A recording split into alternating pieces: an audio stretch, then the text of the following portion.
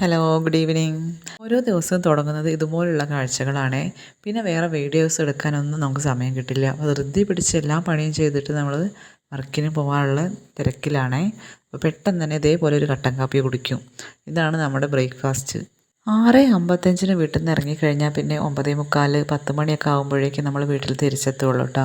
പിന്നെ അത് കഴിഞ്ഞ് വന്നിട്ട് വേണം മോനെയും കൊണ്ട് അംഗനവാടി പോവാൻ. അവിടെ നിന്ന് പോയതിന് ശേഷം നമ്മൾ തിരിച്ച് വന്നിട്ടാണ് ചില സമയത്തൊക്കെ എന്തെങ്കിലും കഴിക്കുന്നത്. അപ്പോഴേക്കും ഒരു നേരമായിട്ടുണ്ടാകും. ഒരു 11 മണി അല്ലെങ്കിൽ 11:30 ആയും നമ്മൾ ശരിക്കൊന്ന് ബ്രേക്ക്ഫാസ്റ്റ് കഴിക്കാനൊക്കെ. അത് കഴിഞ്ഞ് വന്നിട്ട് നമ്മളിവിടെ ലഞ്ചിനുള്ള പ്രിപ്പറേഷനിലാണ്. എന്നും ഈ ചോറും കറിയും വെച്ച് കഴിച്ചിട്ട് ഭയങ്കര മടുപ്പാണ്. അപ്പോൾ ഇന്ന് വിചാരിച്ച് തക്കാളി ചോറ് ഉണ്ടാക്കാമെന്ന്.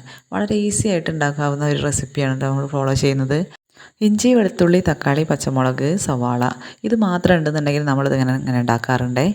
അത് മാത്രമല്ല, റേഷൻ അരിയാണ് നമ്മളിവിടെ അരി എടുത്തിട്ടുള്ളത്. അപ്പോൾ ഇത്രയും എളുപ്പത്തിൽ നമുക്ക് വേഗം ഉണ്ടാക്കുകയും ചെയ്യാം, നല്ല ടേസ്റ്റായിട്ട് കഴിക്കുകയും ചെയ്യാം. ഒരു ബിരിയാണിയൊക്കെ കഴിച്ചൊരു ഫീല് കിട്ടുകയും ചെയ്യും. ആവശ്യമുള്ള പച്ചക്കറികളൊക്കെ ഇടാം, പക്ഷേ നമുക്കിപ്പോൾ അത്രയും സാധനങ്ങളൊന്നും ഇവിടെ ഇല്ല. അപ്പോൾ അതുകൊണ്ട് തന്നെ ഉള്ളത് വെച്ചിട്ട് ഉണ്ടാക്കുകയാണ്. അപ്പോൾ രാവിലെ കറിക്ക് ഇട്ടതായിരുന്നു ശരിക്കും ഈ ഗ്രീൻ പീസ്. അത് ചില കാരണവശാൽ ഉണ്ടാക്കിയിട്ടില്ല. അപ്പോൾ നമ്മളത് ചെയ്തു, ഉച്ചയ്ക്ക് നമ്മളെന്തെങ്കിലും ഐറ്റം ഉണ്ടാക്കാമെന്ന് വിചാരിച്ചു. അപ്പോൾ ഈ റൈസിൽ നമ്മൾ കുറച്ച് ഗ്രീൻ പീസ് ഇടുന്നുണ്ട് കേട്ടോ. ഇവിടെ പിന്നെ എന്തുണ്ടാക്കിയാലും കഴിക്കും എന്നുള്ളത് കൊണ്ട് നമുക്ക് കുക്കിങ്ങിനെ ആലോചിച്ചിട്ട് വലിയ വിഷമങ്ങളൊന്നുമില്ല, വലിയ ബുദ്ധിമുട്ടുകളൊന്നുമില്ല. പിന്നെ ഞാനിതിൽ പറയാൻ മറന്നു പോയ കാര്യമാണ്, 2 ഗ്രാമ്പും 1 ഏലക്കായും കൂടെ ഇട്ടിട്ടുണ്ട് കേട്ടോ. അത് ഉണ്ടെങ്കിൽ നല്ലൊരു ഫ്ലേവർ ഉണ്ടായിരിക്കും.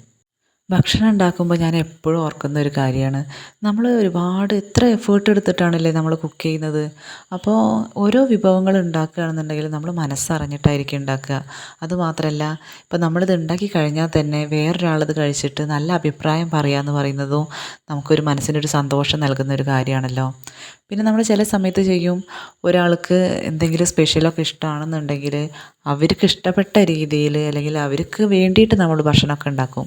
പക്ഷേ അവരത് കഴിച്ച് നോക്കുക പോലും ചെയ്യാതെ, അല്ലാന്നുണ്ടെങ്കിൽ എന്തെങ്കിലുമൊക്കെ കുറ്റം പറഞ്ഞുകൊണ്ടേ ഇരിക്കുമ്പോഴൊക്കെ നമ്മുടെ മനസ്സിലൊരു വല്ലാത്തൊരു ഫീലിംഗ് ആണല്ലോ ഉണ്ടാവുക.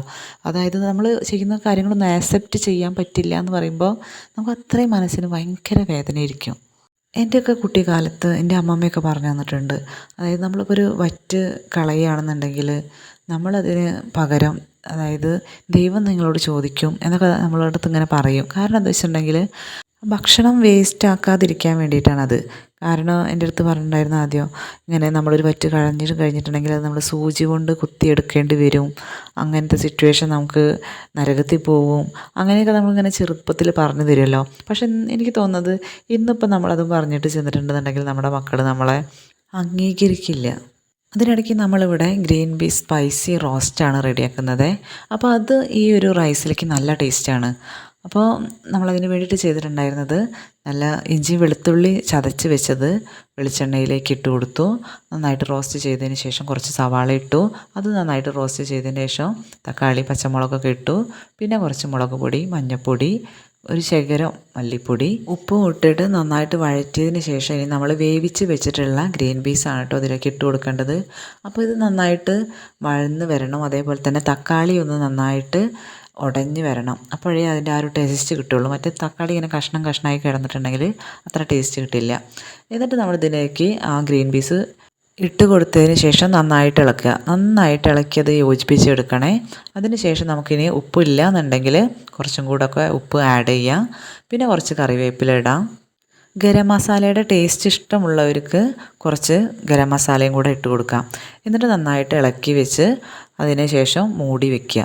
കുറച്ച് നന്നായിട്ട് മൂടി വെച്ച് കഴിഞ്ഞാൽ ഈ മസാലയൊക്കെ ആ ഗ്രീൻ പീസിലേക്ക് പിടിച്ച് കഴിയുമ്പോൾ നല്ലൊരു ടേസ്റ്റാണ് വരിക. അപ്പോൾ അതിൻ്റെ ആ സമയം കൊണ്ട് നമുക്ക് നമ്മൾ ആദ്യം ഉണ്ടാക്കി വെച്ചിട്ടുള്ള റൈസ് ഉണ്ടല്ലോ, അപ്പോൾ അതിൻ്റെ എയറൊക്കെ പോയി കഴിഞ്ഞിട്ടുണ്ടാകും. അപ്പോൾ ഇതെടുക്കുന്ന സമയത്ത് റൈസൊക്കെ നന്നായിട്ട് മിക്സ് ചെയ്തിട്ട് എടുക്കുക.